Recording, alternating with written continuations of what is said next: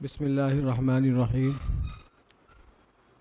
نحمدہ و نصلی علی رسولہ الکریم اعوذ باللہ من الشیطان الرجیم بسم اللہ الرحمن الرحیم وَاعْبُدْ رَبَّكَ حَتَّى يَأْتِيَكَ الْيَقِينُ۔ حضرات محترم، عزیزان گرامی، آج ہم لوگ ایک عظیم شخصیت کی تعزیت کے لیے جمع ہوئے ہیں، لیکن یہاں سمجھ میں نہیں آتا کہ ہم میں سے کون کس کی تعزیت کرے گا۔ ہم سب کا غم مشترک ہے۔ ان کے اہل خانہ یہاں تشریف رکھتے ہیں، یقیناً ان کا غم ایک بڑا غم ہے، لیکن یہ ہم سب کا بھی غم ہے اور ایک مشترکہ غم ہے، پوری امت کا غم ہے۔ تو آج کی یہ مجلس اس لیے بھی اہم ہے کہ ہم لوگ ایک دوسرے کی تعزیت کر لیں، ایک دوسرے کو صبر کی تلقین کر لیں اور یہ عزم پیدا کر لیں کہ ایک شخص اس دنیا سے گیا ہے تو ان کے چھوڑے ہوئے جو کام ہیں، ان کا جو مشن ہے وہ کس طرح سے آگے بڑھتا رہے۔ دنیا میں لوگ آتے ہیں اور جاتے ہیں، دنیا کی ہر چیز میں اختلاف ہے۔ بہت سے لوگ ہیں جو مسلمان ہیں، بہت سے لوگ مسلمان نہیں ہیں، بہت سے لوگ مذہب کو مانتے ہیں، بہت سے لوگ مذہبی کو نہیں مانتے۔ بہت سی باتوں میں آپ کو اختلاف ملے گا، شاید ہی کوئی ایسی چیز ہو جس میں اختلاف نہ ہو، لیکن ایک مسئلہ ایسا ہے جس میں کوئی اختلاف نہیں، ساری دنیا متفق ہے، ہندو متفق ہیں، مسلمان متفق ہیں، کالے متفق ہیں، گورے متفق ہیں کہ اس دنیا میں جو آیا ہے اس کو جانا ہے۔ ہر ایک کا اپنا وقت متعین ہے، جب وقت متعین ہو جاتا ہے تو اس کے بعد وہ اس دنیا سے چلا جاتا ہے، انسان ہو یا جانور ہو۔ حضرت مولانا غلام وستانوی صاحب بھی اس دنیا میں جب تک رہے انہوں نے کام کیا، اللہ نے بڑا کام ان سے لیا۔ ان کے حالات زندگی کے اور بھی آپ کے سامنے آئیں گے۔ میں ایک ابتدا کی ایک بات عرض کرتا ہوں، غالباً 1981 کے آس پاس کی بات ہے، مجھے سن یاد نہیں، ایک آدھ سال آگے پیچھے بھی ہو سکتا ہے۔ حضرت مولانا قاری صدیق باندھوی صاحب یہاں بمبئی تشریف رکھتے تھے اور غالباً حضرت کا قیام یہاں کئی دن تھا کسی علاج کے سلسلے میں۔ کوئی پڑوس کا غیر مسلم تھا، ٹھاکر دوہا کا، شاید مولانا نام بھی جانتے ہوں، اس کو کینسر ہو گیا تھا، رامیشور، رامیشور۔ اس کو حضرت وہ ایک غیر مسلم کے پڑوس کا گاؤں دوہا ہے، وہاں کا ایک غیر مسلم تھا، ٹھاکر، اچھا مدرسے کا ہمدرد، حضرت کا ماننے والا۔ حضرت اس کو علاج کے لیے بمبئی لے کر کے آئے تھے اور کئی دن یہاں قیام رہا۔ خیر اس کا علاج ہوا، کس طرح سے کیا ہوا وہ سب اس وقت موضوع سے خارج۔ بتانا یہ ہے کہ اسی وقت ہم نے پہلی مرتبہ مولانا غلام محمد وستانوی کو دیکھا۔ دبلی پتلی سی شخصیت تھی، چھوٹی سی داڑھی،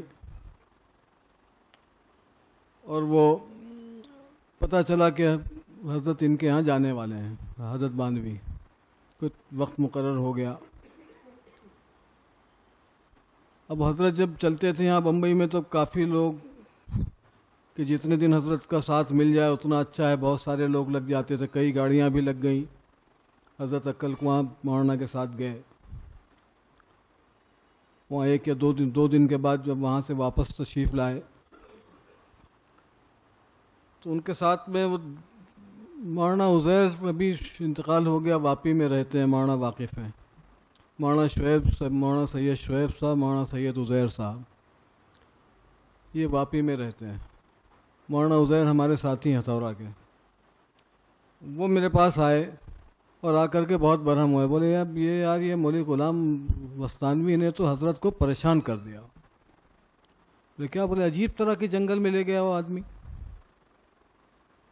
نہ راستہ صحیح ہے، پہاڑی سفر ہے، 10-12 گھنٹے میں پہنچے، کیسے حضرت کی صحت بھی خراب تھی، بہت تکلیف پہنچائی، بہت افسوس ہوا، ان کو گھیر کے ان سے بات کرنی چاہیے۔ تو مجھے بھی عجیب سا لگا. میں نے کہا واقعی حضرت کو اتنی اس بیماری میں لے جانے کی کیا ضرورت تھی؟ بولے نہیں وہ کچھ وہ سنگ بنیاد رکھوانا تھا, دعا کروانی تھی. میں نے کہا دعا یہاں سے بھی ہو سکتی ہے. آج رات میں یہ ہوا کہ مولانا بستانوی کو گھیرا جائے. نور مسجد میں حضرت کا بیان تھا اسی دن مغرب میں. یہ ہوا کہ بیان ادھر حضرت کا بیان ہوگا, ادھر ہم لوگ ان کو گھیر کر جواب طلب کریں گے, بھائی تم نے کیوں پریشان کیا. 5-7-8 لوگ ہم لوگ طے ہو گئے. اس وقت نام یاد نہیں آ رہا. احمد حسن تھے ان کے, وہ بھی ہمارے فتح پور کا ہے. احمد حسن, مولی عزیر, یہ سب 5-7-8 لوگ. خیر بیان میں پہنچے اور وہ مغرب کے بعد حضرت کا بیان شروع ہوا. اب حضرت کا بیان اسی دینی کام کے سلسلے میں تھا کہ دین کا کام کس طرح سے کرنا چاہیے, کہاں کہاں کرنا چاہیے, اللہ کے بندے کہاں کہاں دین کا کام کر رہے ہیں. اس میں حضرت نے مثال دی کہ آپ جا کر کے دیکھو مولی غلام محمد کے ہاں کیسے علاقے میں جا کر کے کیسا کام کر رہے ہیں. اس پہاڑی زمین پر کام کر رہے ہیں, اور ایک اچھی خاصی تعریف کی حضرت کے کام کی. تو ہم لوگ تو جو حضرت کو گھیرنے کے لیے گئے تھے وہ تو مطلب وہاں سب ان کا پروگرام ہی فیل ہو گیا. تو اس وقت سے پھر مولانا سے تعلق ہو گیا اچھا. پھر وہ بعد میں حضرت کی خلافت بھی مل گئی تو تعلق اور مضبوط ہو گیا. اسی بنیاد پر جب جانا ہوا عقل کنواں پہلی مرتبہ تو حضرت نے بڑا اکرام بھی فرمایا, اپنے ساتھ چل کر کے پورا ادارہ گھمایا, بچوں کو جمع کر کے میں نے تقریر کروائی. حالانکہ تقریر کی عادت نہیں ہے لیکن کہا نہیں کچھ نہ کچھ بولنا پڑے گا. خیر وہ اسی بنیاد پر پھر کئی مرتبہ ملاقاتیں ہوتی رہیں, بڑی شفقت سے ملتے رہے. پھر ہتھورا میں شورا کے ممبرشپ میں بھی ہر مرتبہ ملاقات ہوتی رہی. ابھی آخر کے 1-2 شورا میں صحت کی وجہ سے نہیں تشریف لا سکے تھے, اور ہر مرتبہ بڑی شفقت ہوئی. اور بڑی شورا کی میٹنگ میں بھی اندازہ ہوا کہ بہت نپی تلی بات کرتے ہیں, بہت پریکٹیکل بات کرتے ہیں, پریکٹیکل آدمی تھے. ان کی جو خدمات ہیں وہ سب کے سامنے ہیں. صرف ایک بات اور کہہ کے بات ختم کرتا ہوں کہ دیکھیے آدمی کی عظمت کا اصل پتہ چلتا ہے اختلاف کے وقت. جب تک آپ اس کی تعریف کیجئے, اس کے کاموں کی سراہنا کیجئے تو آدمی خوش رہتا ہے. اگر آپ نے اپنی رائے ظاہر کر دی اختلاف میں تو پھر آدمی کے اصل مزاج کا پتہ چلتا ہے. میں اختلاف کی بات کرتا ہوں, اس سے حضرت کی عظمت کا پتہ چلے گا. ممبئی میں ایک بڑی میٹنگ تھی, وہ مسئلہ کیا تھا وہ میں یہاں ذکر نہیں کروں گا. اسلام جم خانہ میں ایک بڑی میٹنگ تھی. ممبئی کے تمام سرکردہ افراد تھے, 2-4 وزیر بھی تھے یہاں مہاراشٹر کے, اور دہلی سے بھی 1-2 ذمہ دار آئے ہوئے تھے گورنمنٹ کے. ایک معاملے پہ بحث چل رہی تھی. اپنے علماء کرام سے, اب وہ کچھ دینی معاملہ تھا, میں اشارہ بھی کر دوں گا تو لوگ سمجھ جائیں گے. اب اس میں حکومت کے لوگ حکومت کی بات کر رہے تھے. اب ہمارے علماء کرام بیچارے خاموش تھے, کسی کی ہمت نہیں پڑ رہی تھی کیا کہیں. حضرت مولانا غلام محمد بستانوی صاحب اٹھے, انہوں نے بھی اتفاق سے گورنمنٹ کے موقف کی تائید کر دی. اب ان کا اپنا خیال ہوگا. پھر آخر میں جب مجھے لگا کہ یہ بولنے کا موقع ہے تو میں کھڑا ہوا, اور میں نے کھڑے ہو کر کے ایک مدلل قسم کی بات اللہ نے کروائی. وہاں پر میں نے اپنا موقف بیان کیا اور علماء کا موقف بیان کیا کہ یہاں جتنے علماء موجود ہیں اس بات سے بالکل متفق نہیں ہیں, اور اس کی یہ خرابیاں. میں پوری تیاری سے گیا تھا, میں نے باقاعدہ نمبر وار خرابیاں وہاں گنوائیں. تو نتیجہ بہرحال یہ ہوا کہ وہ معاملہ اسی وقت سے سمیٹ کر کے جو وزیر صاحب تھے انہوں نے کہا نہیں ٹھیک نہیں ہے, وہ بند ہو گیا. اب وہ میٹنگ تو خیر ختم ہو گئی. چائے وغیرہ کے بعد نیچے اسلام جم خانہ میں حضرت سے ملاقات ہوئی اچھی طرح, اسی شفقت سے ملے, اور باقاعدہ پیٹھ تھپ تھپا کر کے کہا ماشاء اللہ بڑے سلیقے سے بات رکھی آپ نے.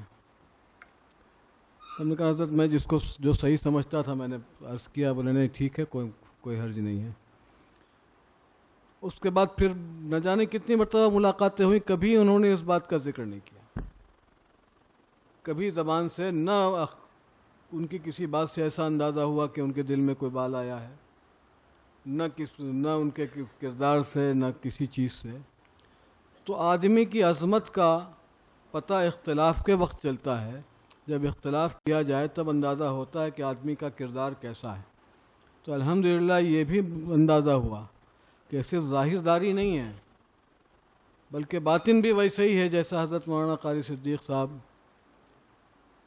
چاہتے تھے.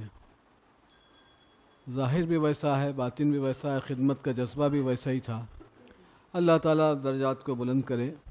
کہنے کے لیے تو بہت کچھ ہے لیکن ان کے اہل خانہ ہیں، بہتر ہوگا کہ ہم سب لوگ ان کو سنیں.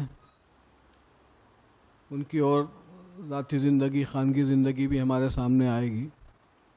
اس لیے میں اپنی بات کو ختم کرتا ہوں.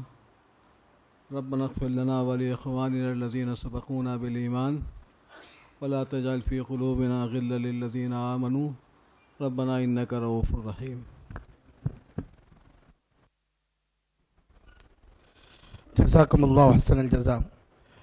جیسے ابھی حضرت نے فرمایا کہ حضرت نے جو پروگرام کے اندر ایک بات کہی اور اس کے بعد میں حضرت کی پیٹھ پٹائی. حضرت کے اوصاف میں سے حضرت کے جانشین مولانا حذیفہ صاحب ایک بات اکثر بیان کرتے ہیں کہ حضرت ہمیشہ یہ نصیحت کیا کرتے تھے، بیٹا کبھی کسی سے انتقام مت لینا. اللہ کو انتقام پسند نہیں ہے. والکاظمین الغیظ والعافین عن الناس واللہ یحب المحسنین. یہ حضرت کا طرہ امتیاز تھا.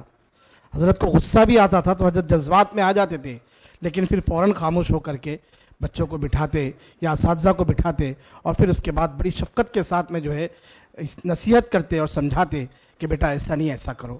اللہ حضرت کی تمام اوصاف کو جو حضرت نے اپنے اکابرین کے اوصاف اور پیارے نبی صلی اللہ علیہ وسلم کے پیارے اوصاف کو اپنی زندگی کا حصہ بنایا تھا، اللہ ہم تمام کے اندر بھی وہ اوصاف پیدا فرمائے.